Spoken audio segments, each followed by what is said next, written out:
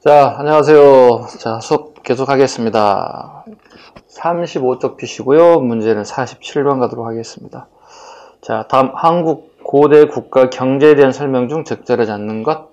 자, 경제 파트 문제인데요. 아까도 잠깐 언급드렸는데 경제 파트는 무조건 우리 시험 문제 한 문제가 출제된다는 사실입니다. 자, 보겠습니다. 적절하지 않는 것, 옳지 않는 것. 1번 삼국시대에는 개인 소유 토지가 사실상 존재했으며 일반 백성은 이를 경작하거나 남의 토지를 빌려 경작하기도 했다. 맞죠? 민전에 관련된 부분이죠. 백성 소유의 토지라도 보통 민전이라고 하죠. 민전이 존재했다. 그 대표적인 뭡니까? 성덕왕 때 백성들에게 토지 소유권을 지급했던 정전이라는 게 있다는 사실을 우리가 익히 알고 있어요. 두 번째, 통일신라에는 녹비법, 그 다음에 태비법 등의 시비법이 발달하였고, 그 녹비법, 시비법 보세요.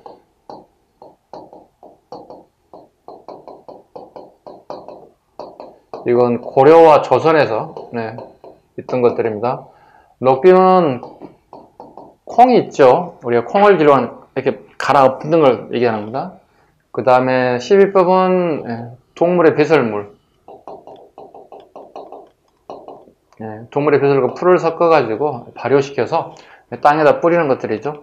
그러면 땅의 산성을 막는 거죠. 그럼 최소한도 알칼리는 안 되더라도 중성 정도는 유지할 수 있는 거죠. 이건 고려와 조선시대에 등장하는 법들이다. 되게 중요한 부분입니다. 꼭 알아야 되는 부분입니다. 신라 때까지는 아직 나타나지 않고요. 그 다음에 윤작법이 있었다 그러죠. 자, 2년 3적 윤작법을 얘기합니다. 요건 고려 전기, 고려 후기, 조선 전기 다 달라요. 처음 등장했어요. 그 다음에 보급되기 시작했어요. 그 다음에 일반화되기 시작했어요. 자, 2년에 3개의 작물을 짓는다는 뜻이죠. 조, 보리, 콩. 질소라든가 인이라든가 칼륨 성분이 땅에 박히는데요. 그러니까 조만 계속 농사지면 땅이 산성화된다. 보리만, 콩도 마찬가지. 근데 2년 동안에 3개의 작물을 돌아가면서 농사를 지었을 경우에 여기서 빠져나온 화학성분이 융화가 된다는 거예요. 이렇게. 그럼 최소한도 최소입니다. 최소. 중성화 정도는 유지할 수 있다는 거야. 알칼리까지는 가지 않더라도 다르게 표현하면 산성화를 막을 수 있다는 거야. 땅이 완전 농사 지을 수 없는 땅이 정도는 아니라는 얘기죠. 그 결과 세계의 작물을 농사 짓는 경험치를 통해서 알게 되었다. 그래서 이걸 순서 물어봅니다. 등 보일라 이렇게 암기하시면 돼요. 고려전기 등장, 고려기 보급, 조선전기 일반화. 등 보일라. 선생님 등 보이시나요? 이런 식으로 외우시면 돼요. 등 보일라. 2년 3조 윤작법. 요건 되게 말장난을 되게 많이 치는 거니까 이렇게 잘 메모하시고 그 다음에 꼭 기억을 잘 하시고 이렇게 또 암기도 필요합니다. 문제 풀 때 꼭 짧은 시간 안에 그죠? 한 2, 3초 길어야 5초 안에 풀어낼 수 있는 이런 스킬을 좀 여러분이 가지시기 바랍니다. 47번 답은 2번이 되겠습니다. 적절하지 않습니다. 통일신라의 때는 등장하지 않습니다.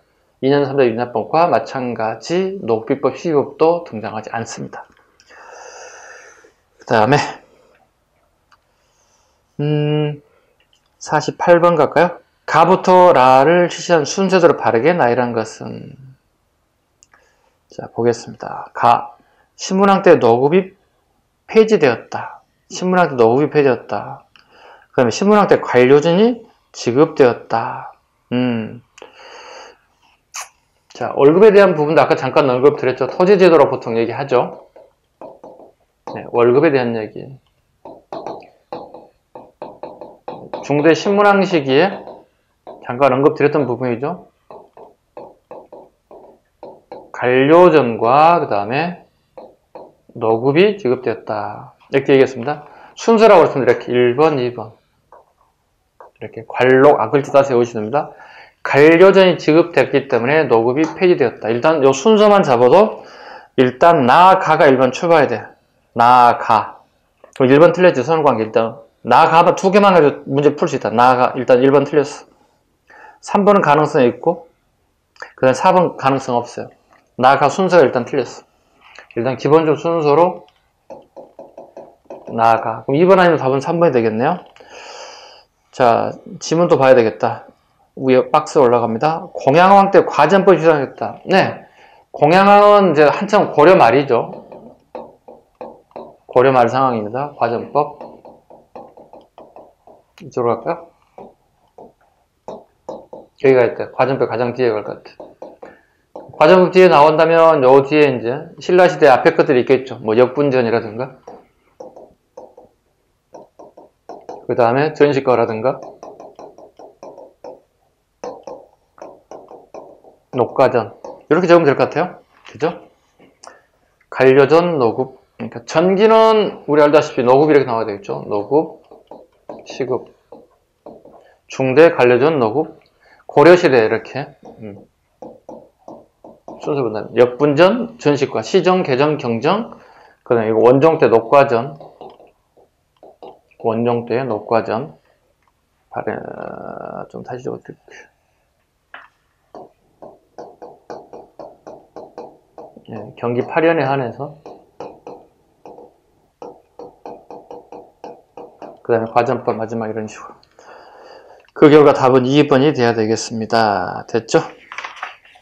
49번 다음 중 삼국시대 주요 대교역에 대한 설명으로 가장 옳지 않는 겁니다. 1번 고구려는 중국의 남북조 및 북방 유목민족과 교역하였는데 중국과는 금, 은, 모피 등을 북방 유목과는 철을 주로 무역하였습니다. 맞습니다.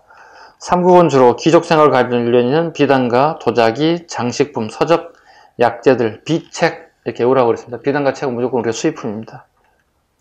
백제는 중국의 남조 및 애와 교역하였는데 중국 가야 애를 연결하는 서남의 교역로를 장악하여 활발한 해상교통을 벌였다. 중국에는 주로 인삼과 직물줄, 우리가 무조건 인삼 수출이야. 비 2개만 잡아도 꼭 우리가 풀 수 있어. 꼭 기억하세요. 수입, 수출, 비단과 책. 어느 시대나 똑같아. 이거 신라, 고려, 조선이 거의 같아. 이 2개만 가지고도 우리가 문제를 풀 수 있다. 수입하는 건 주로 비책, 비단과 책. 수출, 주로 인삼이다. 4번 신라는 처음에 고구려 백제를 통해 중국 왕조들과 무역하다가 버흥왕 때부터 중국과 직접 교역하기 시작하였다. 또한 애에 곡물과 비단을 수출하였다. 한강과 밀접한 관련이 있죠. 네. 진흥왕 가야만이 한강 유역을 점령하죠. 그리고 경기도 화성에 있는 그죠? 화성시죠? 당항성을 점령하죠. 지도 보세요. 이게 당항성이에요. 중국 산둥반도를 밟수 있는 직항도란 직선으로 가는 항도. 그래서 삼국은 이 한강을 차지하기 위해서 치열하게 싸우는 거예요. 그럼 신라는 6세기 진후왕 때 가야만이 한강유역을 제거하고 당과 직접 교류가 이루어졌다. 당항성 또는 줄여서 당성이라고도 해요. 같은 말로. 당성이라고도 합니다. 되게 중요한 의미. 신라는 경기도 화성 땅을 차지하기 위해서 오늘날의 서울 경기 지역이죠. 한강 라인 벨트를 찾기 위해서 엄청나게 하죠. 그래서 버흥왕이 아니라 진흥왕으로 바꿔주면 되겠습니다. 됐죠? 이제 문화파트를 한번 가볼까요?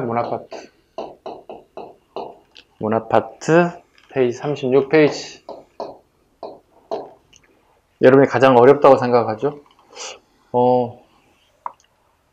남이 어렵다고 생각하고 본인이 맞추면 되는 거예요. 네. 그래서 상대방보다 훨씬 더 다른 점을 우리가 찾아낼 수 있죠. 밑줄 친 그의 저술로 가장 옳은 것은 그는 당나라로 가는 도중에 진리는 마음속에 있음을 깨닫고 유학을 포기했다. 유학 포기한 한 사람밖에 없어. 원효. 당항산 가다가 여기 하룻밤을 잤는데 해골 바가지에 물을 먹고 내가 깨우쳤죠. 그리고 신라로 돌아왔죠. 네, 이거 원효대사입니다. 해골바가지 물은 가상의 물인 것 같고요. 얘기를, 스토리를 만들다 보니까 아마 해골바가지 물이 나온 것 같아요. 즉, 잠을 자고 새벽에 갈증이 나서 머리맡에 있는 물바가지 물을 먹었다. 갈증이 깨끗이 해결됐고 편안하게 잠을 잘 수 있었다. 아침에 일어나서 봤더니 이게 해골바가지 안에 물이 있는 걸 먹었다는 사실을 알게 됐고 구토 현상을 막 액션을 취했다. 느꼈겠죠. 본인이 갈증을 났을 때 해골바가지 물과 지금 현재 눈이 떠 있는 상태의 그 물을 봤을 때 내 심정이 서로 다르더라는 거야. 그래서 모든 것은 내가 마음먹게 달렸더라. 마음먹게 달렸다. 뭐죠? 일심사상이죠? 일심사상에 대한 얘기를 하고 있습니다. 여러 정파의 갈등을 보다 높은 수준에서 융화 통일시키려 하였으므로 훗날 하쟁국사로 추앙받았다. 여러 정파의 갈등을 융화시키려고 하였다. 첫 번째 꾸고요. 그 다음에 두 번째 융화시키려고 하였다. 고구려의 공사상과 그죠? 고구려 공사상과 유식하기 신라에 들어와 치열하게 싸우죠. 치열하게 싸움이 벌어집니다. 자, 신라의 공사상과 공사상. 삼론정이죠. 고구려 삼론정의 가장 기본적인 공사상에 들어와 있죠. 이 세상은 아무것도 없다라고 보는 거예요. 이 세상에 아무것도 없다. 텅 비어있다고 보는 거예요. 유식학은 오직 유자 알식자. 현상은 존재한다는 거죠. 봐요. 요것과 요것이 같이 존재하고 있다는, 그죠? 이게 서로 싸움이 벌어졌다는 뜻이에요.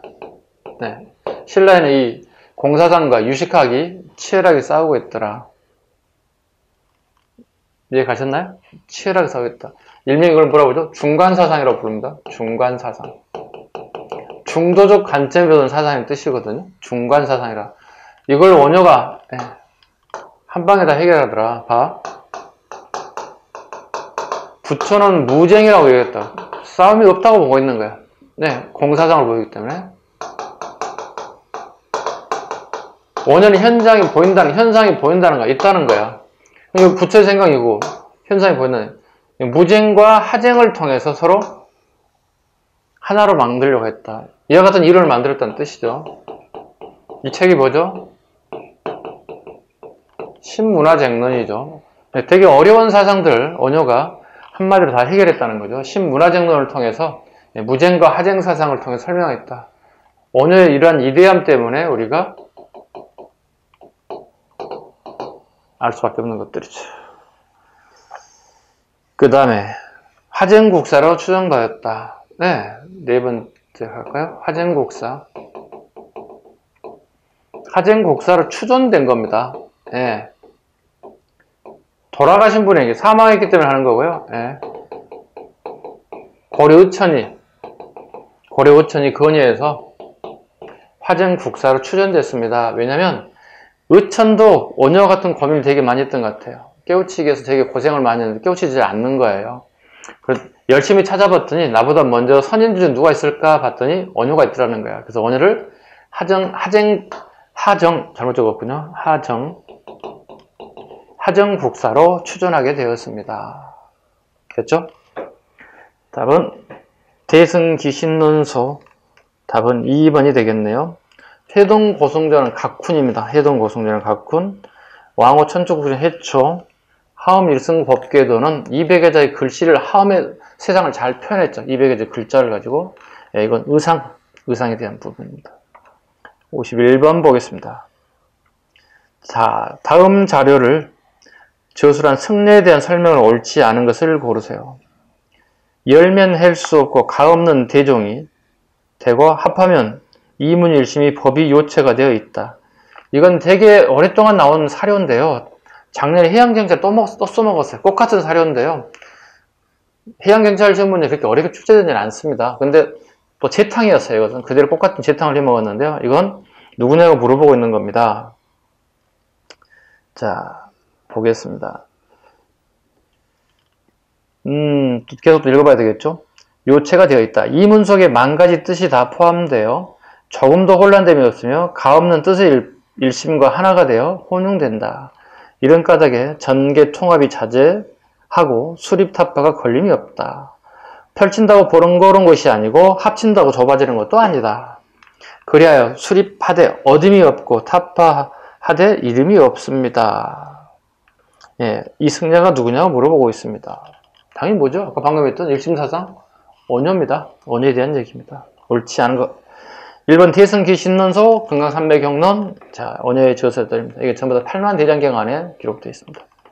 신라 왕실 중심의 귀족불교 대신에 정토정을 보고가요. 불교를 대중한테 크게 공헌하였다. 정토정 원효죠. 중간사상과 유식상의 대립을 극복하고자 하생사상을 권유했다. 그대로 나와있죠. 현세 고난을 구제받고자 간음신앙이다. 그렇죠? 자, 보죠. 원효와 의상. 이건 간음신앙입니다.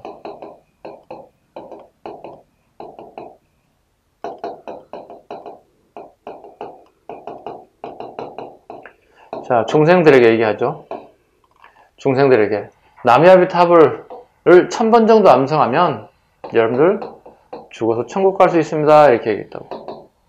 예. 의상은요. 꼭 죽어야 천국 가는 거 아니야. 지금 세상을 봐봐봐. 지금 여기가 곧 천국이야.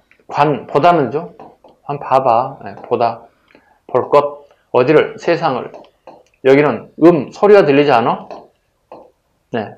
이게 보살입니다. 관세음보살. 그래서 이걸 볼까요? 이렇게.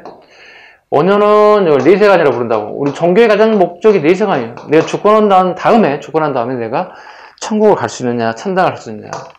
이건 현세관입니다. 야, 중생들아 꼭 죽어야 천국 가는 거 아니야. 지금 살아있는 얘기하고 천국이잖아. 이렇게 하고 있죠. 내세관과 현세관. 이 두 사람이 결과적으로 신라의 동시대 인물들인데요. 예, 불교 발전을 공헌했다 보십니다. 불교의 대중화에 공헌했다. 불교 대중화에 공헌했다 이렇게 표현합니다. 답은 4번이 되겠습니다. 의상에 대한 얘기입니다. 52번. 다음 내용과 관련 인물 활동으로 보기 중 옳은 곳은 모두 몇 개입니까? 경찰 시험 문제는 경간부. 스스로 소송거라 불었다. 예, 원효대사입니다. 방방 곳곳을 돌아다니며 노래와 춤을 통해 부처의 가르침을 전하고 가난하고 무지한 목매한 사람들까지도 부처의 이름을 알게 됐다. 그 사람들이 뭘 얘기했다? 예, 불경치 전부 다 한자로 쓰다 보니 얘들이 한자에 익숙하지 않죠. 그러다 보니 괜찮아요. 남야비탈만 1000번 정도 암송하세요. 그러면 천국 갈 수 있어요. 이렇게 불교의 대중화에 공헌했다. 원효대사입니다. 당에 유학 못 갔습니다. 당 유학을 가려다가 깨우쳐서 포기하고 왔습니다. 당에 유학하여 유식학을 했다. 유식학은 여기 있습니다. 원칙입니다.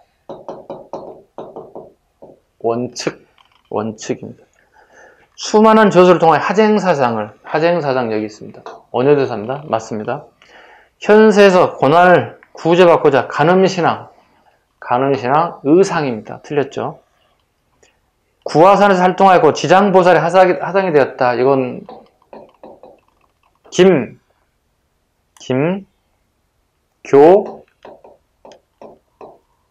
김교각입니다.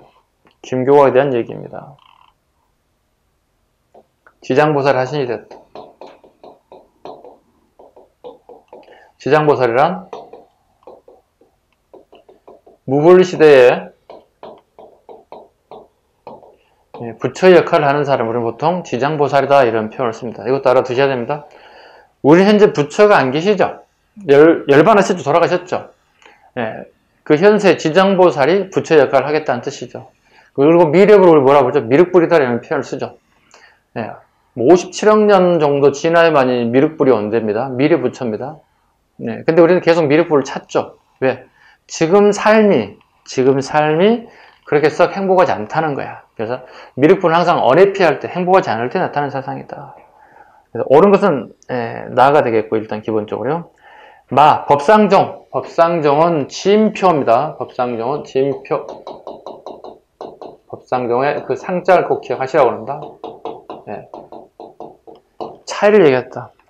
왕족들은 하엄종 중심 사상을 가지고 있고요. 왕권 강화하기 위해서.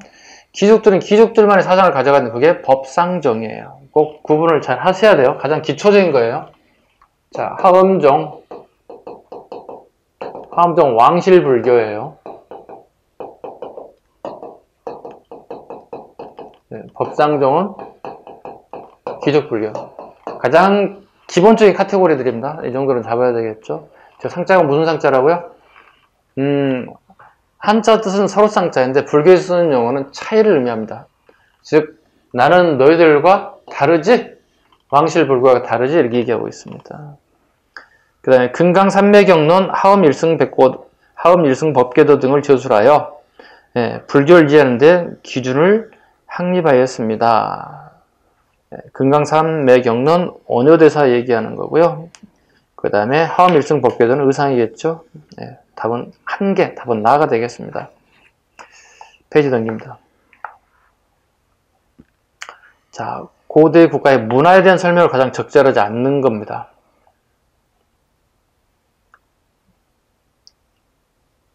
자, 1번. 고구려 초기에는 돌무지 무덤이 유행했는데 이런 시기에 그때는 단순한 돌무지 무덤이었지만 점차 기단을 만들고 피라미드 형태로 정교하게 돌을 만들었다. 네, 엄격히 따지면 이건 계단식 돌무지 무덤이랍니다. 계단식 돌무지 무덤.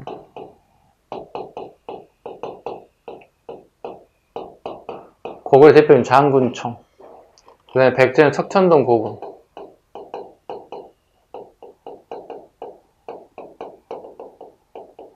총파구 송천로 서울에. 그래서 이 두 개를 봤을 때 이 건국 세력들이 공이 전부 다 부여적의 일파라고 우리가 얘기할 수 있다는 거죠. 왜냐면 이 문화란 게 되게 공통점이 있고 공유하는 경향이 있거든요. 네, 두 개의 무덤을 봤을 때 전부 다 부여적 일족일 것이다. 즉 주몽과 그의 아들 원조에 대한 얘기입니다. 두 번째, 고구려 백화는 초기의 생활상을 표현한 그림이 많았지만 후기로 갈수록 추상화가 이루어졌다. 네, 초기에는 주로 귀족들의 생활 모습들, 그 다음에 손님을 접대하는 모습들, 그 다음에 지배 구조들, 참 재밌는 건 입식 문화였습니다. 그러니까 우리가 보통 앉아있는 자식 문화가 아니라 입식 문화를 주로 많이 취하고 있었다, 고구려인들. 그 다음에 하인이 있어서 손님을 접대하는 모습들을 잘 보이고 있고요. 후기가 가면 추상화. 주로 이제 우리 도교사상 중에 생각하는, 청룡, 백호, 주작, 현무, 이런 약간 추상적인 그림들이 주로 나타나더라. 3번 질문. 무령왕릉 송산리 6호부는 중국 남조연을 받은 벽돌 무덤이었다. 네. 되게 잘 나오는 부분이죠. 네. 공주 송산리 고분군. 네. 1호분부터 5호분까지 굴식 돌방 무덤이 있고요. 전부 다 도굴돼가지고 부장품은 발견할 수 없었고요. 그 다음에 6호분이 있고 7호분이 있고 기타 5호분 말고도 별개 그 파손된 것들이 한 2개 정도 더 있습니다. 그건 우리가 수업 시간에 레귤러 수업에는 다루지는 않습니다. 그건 좀 심할 하신 분들 모르가 그렇지는 않습니다. 6호분은 보세요. 벽돌 무덤입니다.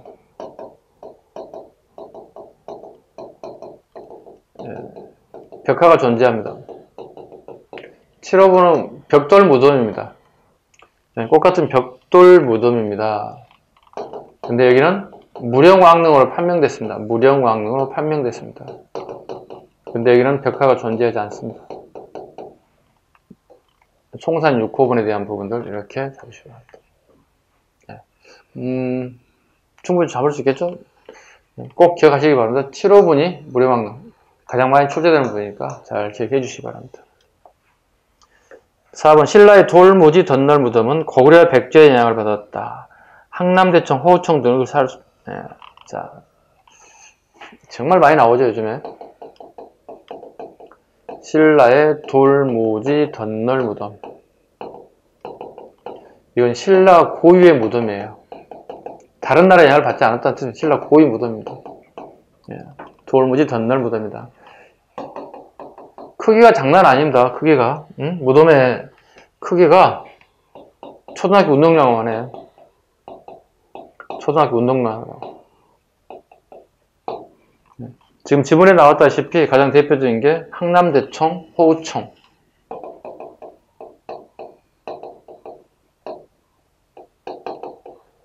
호우총. 더 추가하자면 천마총. 그 다음에 서봉총. 천마총에 말이 비상하는 모습이 있는데 이건 말 안장이기 때문에 절대로 벽화가 아니다는 사실 기억 잘 하시기 바랍니다. 서봉총은 스웨덴 왕자 구스타프라는 사람이 직접 발굴에 참여했습니다. 그래서 봉황이 그려진 왕관이 발견됐어요. 그리고 스웨덴 왕자이기 때문에 한자로 서봉총이라 이렇게 명명했다는 것 정도 하겠습니다. 답은 4번이 되겠습니다. 참고로 신라의 돌무지 전월무대는 벽화가 존재하지 않습니다. 벽화를 그릴 공간이 너무 협소해요. 들어갈 공간이 없습니다. 답은 4번이 되겠습니다. 54. 다음 삼국시대에 대한 설명이다. 가장 옳지 않는 것. 자, 1번. 일본의 석상신궁에 보관되는 칠지도는 백제 근초고왕이 일본에 선사한 것으로 알려졌다. 예, 그 아들 근구수가 칠지경과 칠자경을 보내다 얘기하는 거죠. 칠지도와 칠자경을 근초고왕 애왕에게 하사했다. 근데 이게 가장 대표적인 일본에 대한 우리 역사를 왜곡하는 부분이기도 합니다. 글자 뒤에 이렇게 나와 있어. 이런 물건을 줄 테니 후대에 잘 길이 잘 보존돼서 전해줬으면 좋겠다. 이렇게 나와 있어요. 그럼에도 불구하고 그 한자 해석을 이상하게 만들었던 일본 애들입니다. 두 번째, 무구정광 대다란지경은 사륙별열체로 구성되어 한문학의 발달을 알 수 있으며 불당을 세운 내력을 기록하였으며 불교주 성격을 지니면서 도교의 은둔사상 들어가면 안 됩니다. 들어가면 안 됩니다. 불국사 3층 석탑, 즉 석가탑에서 발견됐습니다. 되게 중요한 부분입니다. 석가탑이 있고 다보탑이 있잖아요. 석가탑에서 무구정광 대다란이경이 발견되었습니다. 답은 2번이 틀렸습니다. 도교가 들어가면 안 되겠습니다. 불교가 최고 번성한 시기에 도교가 들어갈 수 없죠. 도교는 이때 들어가면 안 되겠죠. 원효는 서방 정토에 가고자 하는 내세적인 야미타 신앙, 정토 신앙을 널리 설파해 불교를 대중화했다. 맞습니다.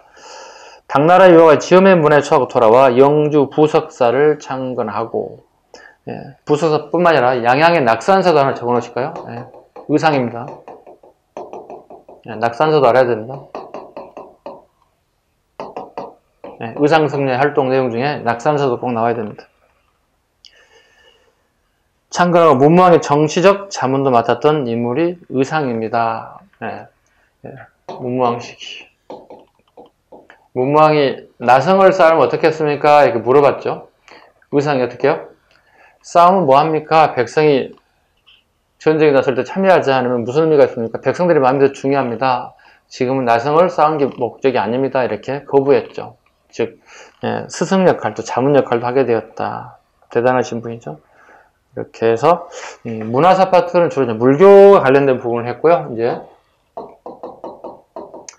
중세국가, 즉 고려시대부터 이제 또 문제를 좀 풀어보도록 하겠습니다.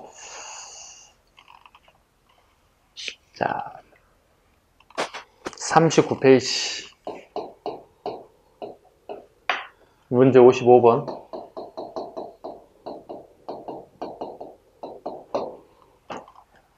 자, 보겠습니다. 다음에 제시된 역사적 사건을 시간 순서대로 바르게 나열하는 건 또 경찰 문제야. 경찰 문제 맨 이런 문제야. 자, 볼까요? 후백제의 견훤이 경주를 침공하여 경혜왕을 죽였다. 이게 기억번 927년. 경혜왕을 죽이고 경혜왕의 부인이죠. 왕비죠. 왕비를 욕보이고 경혜왕은 박시성을 가진 왕이었고요. 그 다음에 경순왕을 옹립합니다. 김시성을 가진 사람인데 이것도 알아야 돼요. 이거 가지고 말장난 치는 경우도 있어. 박시인지 김시인지. 네, 경순왕. 이 사람 본명은 김부입니다. 고려시대 최초의 사신관이기도 해요.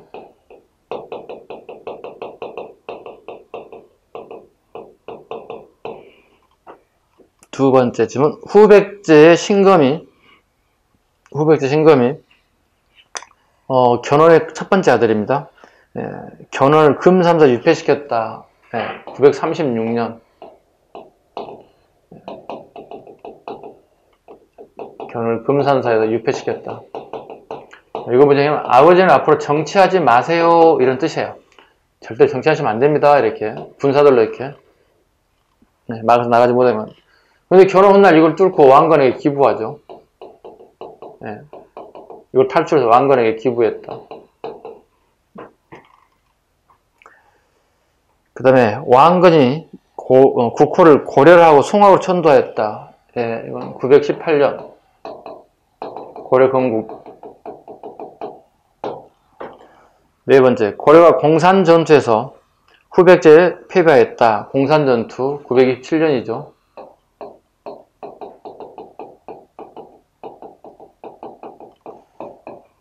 왕건이 포위됐죠. 누구에게? 후백제 애들에게. 후백제 견훤에게 포위됐죠. 이때 신순겸 장군이 나타나서 왕건과 옷을 바꿔 입죠. 그 신순경이 전사하죠. 신순경을 포함한 8명이 전사하게 됐습니다. 그래서 훗날 왕건은 신순경을 포함한 이 병사들, 후손들에게는 나라가 망할 때까지 음수를 통해서 관직을 하사하라고 이렇게 얘기하죠. 그 결과 그렇게 되죠. 신순겸 등 8명이 죽게 됐다 해서 이게 공산전투였죠. 원래가 그죠? 공산전투였는데 이걸 이제 본따 가지고 우리가 알다시피 대구의 공산이 팔공산이 되는 유래가 여기서 출발하죠. 팔공산 유래가 출발됐다.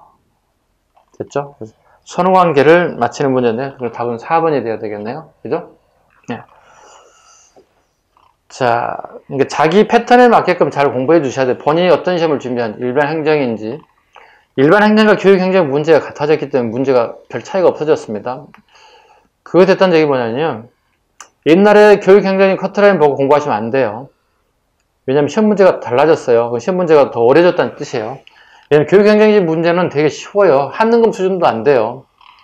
교육 행정직의 하공사는 무조건 100점을 맞아야 되는데 시험 문제가 동일한 날짜에 같은 시험 문제를 본단 말이에요. 그래서 교육 행정직 준비하시는 분들은 일반 행정직 똑같은 수준 공부해 주셔야 돼요. 컷은 낮을지 모르더라도 수준은 높아졌어요. 그 다음에 경찰과 그 다음에 뭐 나머지 기타 뭐 해양경찰, 그 다음에 경감부 이걸 준비하는 수험생들은 이런 연도 문제를 되게 신경을 좀 많이 써야 돼요. 제가 원치 않는 부분인데 출제자의 마음이기 때문에 제가 어떻게 컨트롤할 수 있는 부분이 아니라는 얘기 좀 드리고 싶습니다. 그럼에도 불구하고 패턴에 맞는 공부가 좀 이루어져야 된다. 그 다음에 56번 문제를 보겠습니다. 56번. 자, 가의 업적으로 옳은 것을 보기에서 모두 고르세요. 자, 박스가 들어가 있습니다. 자, 과 7년에 노비를 조사해서 옳고 그름을 분명히 밝히도록 명령하였다. 벌써 문제가 확 와야 되겠죠? 이쯤 되면. 이 때문에 주인을 배반하는 노비들이 도저히 억누를 수 없었으므로 주인을 업신 여기는 풍속이 크게 유용하였습니다. 노비 안건법입니다.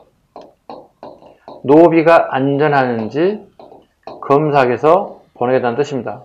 즉 통일 과정 중에 억울하게 노비가 된 사람도 있다는 거야. 이분들을 해방시켜줘야 된다. 광종 임금입니다. 광종 임금 시기에 업적으로 골라내면 되겠죠. 이건 되게 전통적인 문제였는데 거의 안 나왔거든요. 왜냐면 최근에 고려 왕들의 업적은 거의 대부분 충렬왕하고 충선왕이 거의 집중되어 있었죠. 뭐 예전에 기출에 최고 잘 나왔던 게 광종하고 성종이거든요. 고려 전기에 거의 안 나왔는데 작년부터 갑자기 지금 광종하고 성종 문제가 나오기 시작했습니다. 그래서 올해도 나올 가능성이 있다고 봐야 되겠죠.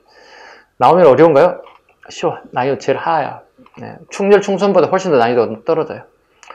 네. 그럼에도 불구하고 뒤에 이제 충렬 충선을 되게 신경을 좀 많이 써야 돼요, 여러분들이. 충렬, 충선, 충숙, 충목, 충해, 충정, 충자돌림 IC들, 공밀함까지. 자, 골라볼게요. 과거제도를 시행하였다. 강종 때. 맞죠? 강종 시기에 과거제도가 실시됐다. 문무과거제도를 실시했다. 이런 질문 틀려요. 이런 질문 틀려요. 문은 존재하지 않습니다. 문은 없었습니다. 그래서 문과, 잡과, 승과, 근본적 세 개가 하나, 둘, 세 가지 시험을 봤어요. 강종 시기에. 아셨죠? 절대 문과 시험은 존재하지 않습니다. 선생님, 그러면 무사들 어떻게 발령합니까? 장교들 어떻게 해야 됩니까? 어떻게 선출법입니까? 이렇게 장교들 어떻게 해야 됩니까? 물어보잖아요. 장교 어떻게 선발해야 돼요? 세습됐어요. 어떻게요? 네, 군반시 가족들이라는 말을 쓰거든요. 전문용어로. 군반시 가족들. 즉, 되도록 그 군인 집안들이 있어요. 그네들이 계속 군인이 되는 거예요. 좀 세습적인 형태를 취하고 있더라. 네, 그래서 군인들이 세습되는 이유가 여기 있습니다. 그 다음에 개경을 황도로 정했다. 네. 개경을 황제가 사는 도시라 해서 황도. 서경을 서쪽의 우중이라 해서 서도 이런 표현을 씁니다. 네. 일종의 이거 뭐죠? 분사제도라고 하죠. 분사제도. 어물을 서로 분류해서 하는 것들이죠. 황도, 서도. 훗날 묘청에 난 이후에 분사제도는 폐지됩니다.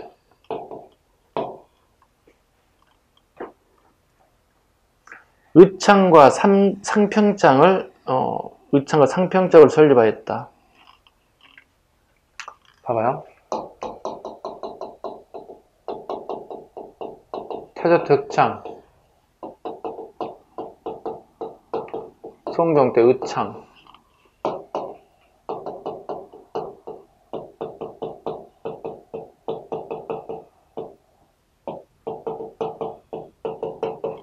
자, 태조도 후삼국을 통일했죠? 통일 과정 중에 되게 곡식 문제가 쉽지는 않았을 거예요. 통일되고 난 다음에 흑창, 빈민구제책입니다. 그걸 학대 개편한 인물이 성종입니다. 성종도 전쟁을 겪었죠. 그런 1차 공격을 받았던 인사죠.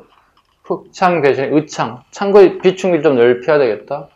현종은 거란 2차, 3차를 겪죠. 그죠? 거란 2차, 3차를 겪습니다. 그리고 각 주별로 주창, 수련법이잖아요. 각 창고의 분량이 훨씬 더 많이 늘려야 되겠다는 것을 만들어내죠. 연계해서 좀 이렇게 공부해 보세요. 흑창, 의창, 주창, 수련법. 오케이? 네, 주창, 수련법 이렇게. 자, 의창과 상평창을 설립하였다. 성종. 전국을 5도의 양계로 나눴다. 5도의 양계를 나눴다. 현종입니다. 네.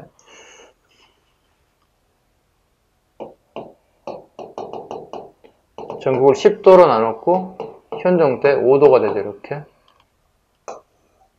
처음부터 5도가 아니고 10도에서 출발했고 그 다음에 현종 때 5도로 이렇게 자기 인구 분포에 따라서 다시 조정하게 되었다.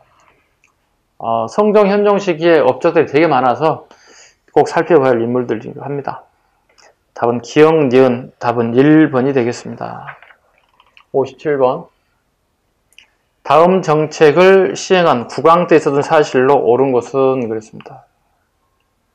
광덕 준풍연호, 개경을 항도라고 했다. 서경을 서도라고 했다. 강종. 이거 작년 지방직 9급이에요. 지금 올해가 걱정입니다. 올해는 국가직, 지방직의 강종에 대한 얘기 안 나올 것 같아서. 왜냐면 작년에 난 또 나올 것 같지는 않고요. 네. 자, 너무 쉽습니다. 예, 노비 안 건버 답이 되겠네요. 전시가는 우리 알다시피 토지제도죠. 고려의 토지제도입니다. 진짜 매 수업시간마다 하는 것 같아요. 문제풀이 시간에. 네. 고려 초 역분전입니다.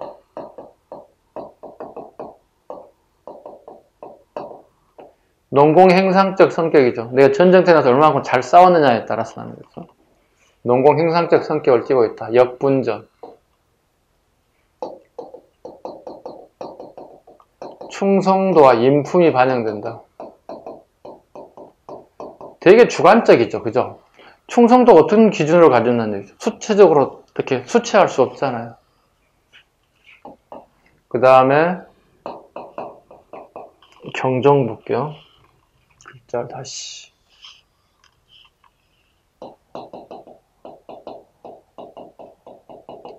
시정전식과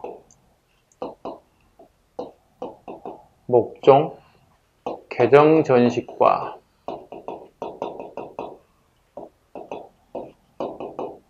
성종, 경정전식과 시작했다, 정했다, 전식과 토지와 뗄나무를 지금 논과 밭과 뗄나무를 지급했다. 시작했다, 정했다. 인품이 나오고요. 네. 사색 공복에 따라서 지급하게 되었다. 자단 빈옥에 따라서 지급하게 되었다. 개정정식과 간품이 반영되고 인품은 배제되기 시작했다.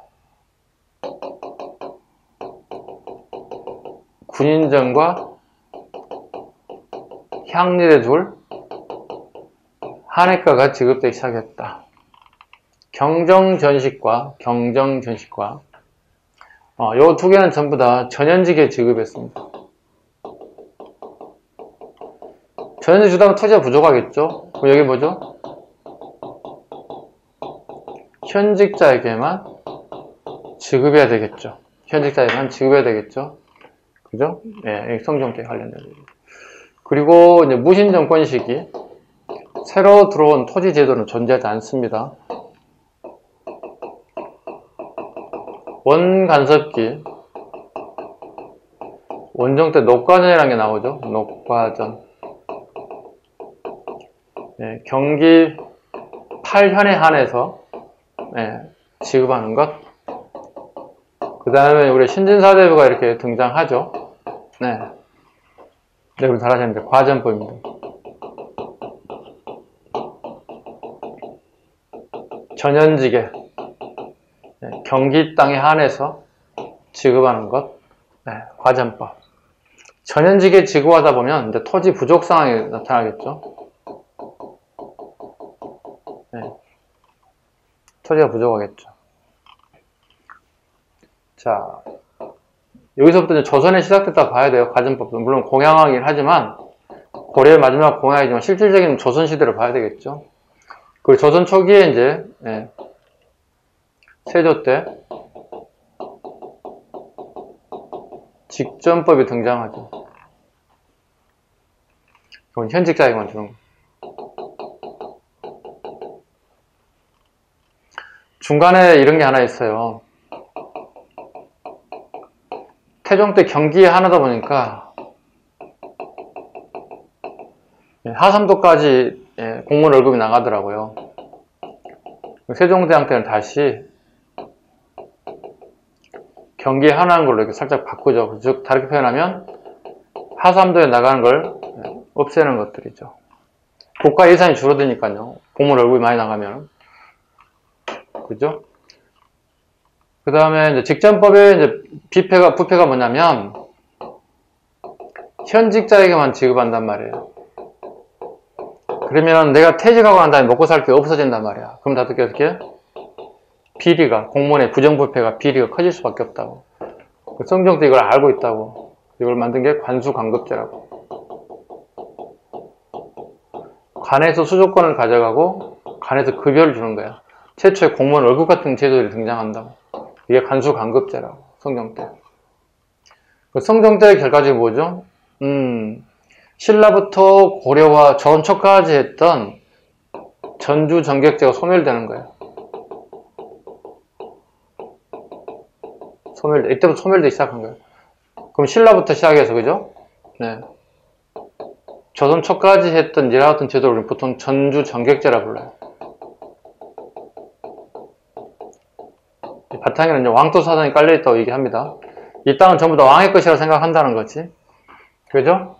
그 다음에 여기 다 15세기 상황들인데, 16세기가 접어들죠. 명종 때는 이제 녹봉제가 전격 실시됩니다. 일품에서부터 정일품, 종일품 이런 식으로 하면 쭉 하다 보면 정국품, 그 다음에 종국품, 총 18품계가 만들어지죠. 그죠? 네, 이렇게 급여에 따라 녹봉제가 만들어진다. 근데 예전에 받았던 것에 비해서 양이 줄어들더란 얘기죠. 그 결과 부족한 부를 메꾸기 위한 보완책들이 등장하더라. 월급이 만족스럽지 않은 거예요, 식객에서. 예전에 받았던 월급이 부족해지기 때문에 그 보완책이 만드는 게 일명 지주전호제라 불러요. 지주가 땅이 없는 사람에게 토지를 빌려주는 거고, 수확량의 2분의 1을 가져가는 걸 우리는 병작 반수제라 불러요. 이걸 갚지 못했을 경우에 토지를 빼앗아 버린다고. 일명 이걸 토지 겸병제라 부른다고. 토지 겸병적 토지를 빼앗아 버린다고. 조선 후기 16세기 이후부터 조선 농민들이 되게 어려워지는 것들이죠. 자, 이게 아까 오전에 했던 공무원 월급, 노급 시급, 그 다음에 관료전, 노급 폐지, 그 다음에 노급 부활, 관료전 폐지, 신라 상대, 중대, 하대에다가 이걸 더하게 되면 우리 2000년의 역사의 공무원 월급이 한눈에 다 보일 수 있습니다. 이런 흐름을 잡으셔야지 달락달락 하나씩 하나씩 외우시면 안 돼요. 이해 가셨죠? 자, 다시 갑니다.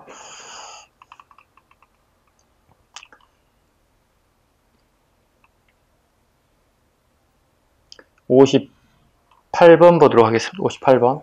밑줄지는 왕이 행한 일로 옳은 것을 골라보세요. 자, 키워드가 있습니다. 셋째 줄에. 타고난 수명이 길지 않고 겨우 향년 50세로 그쳤겠습니까? 네. 이건 여기입니다.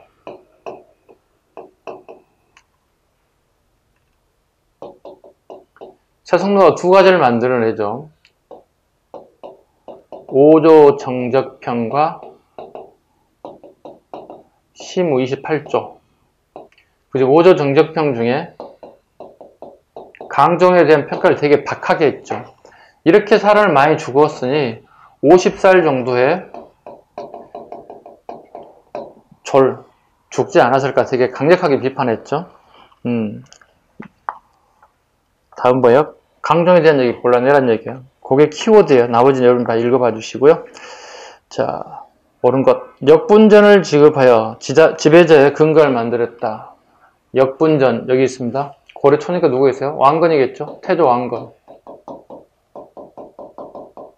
여기 있습니다. 농공 행상에 따라서 충성도와 인품이 반영되었다. 조건이 있습니다. 이거 전부 다 한결같이 보죠? 다 수조건이에요.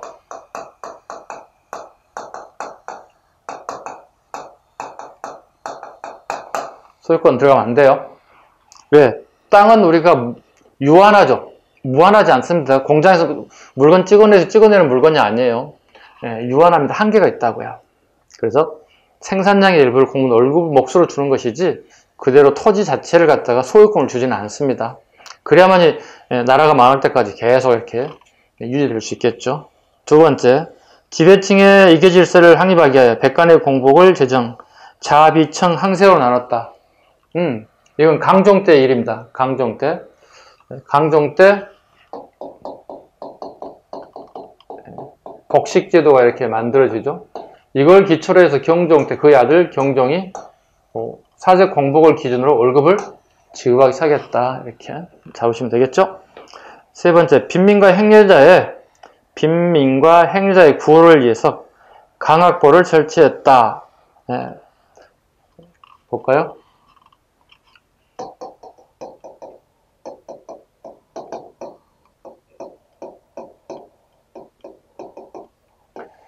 정종 때 강학보입니다. 정종 때. 스님들 아시죠? 스님들의 장학제도입니다. 이거 외우기도 좋아. 뜻은 같지 않지만 스님들 머리를 다 깎잖아. 머리가 반질반질 빛나죠. 빛광자. 예, 스님들의 장학제도 강학보. 그죠? 그 다음에 제이보. 이건 강종 때입니다. 구분하셔야 돼요.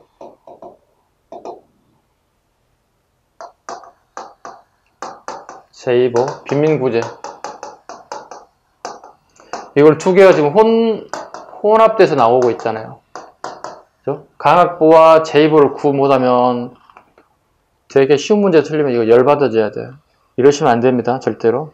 4번 질문. 대상가 준홍, 자승, 왕동을 모욕죄로 숙청하였다. 네, 강종 시기에 되게 숙청을 많이 하죠. 근데 이제 대상, 준홍, 자승 같은 사람들이 음모 사건이 발각되면서 되게 숙청당하고 말았습니다. 됐죠? 예. 58번까지 했고요. 59번 잠시 쉬가도록 하겠습니다. 자, 잠시 쉬겠습니다.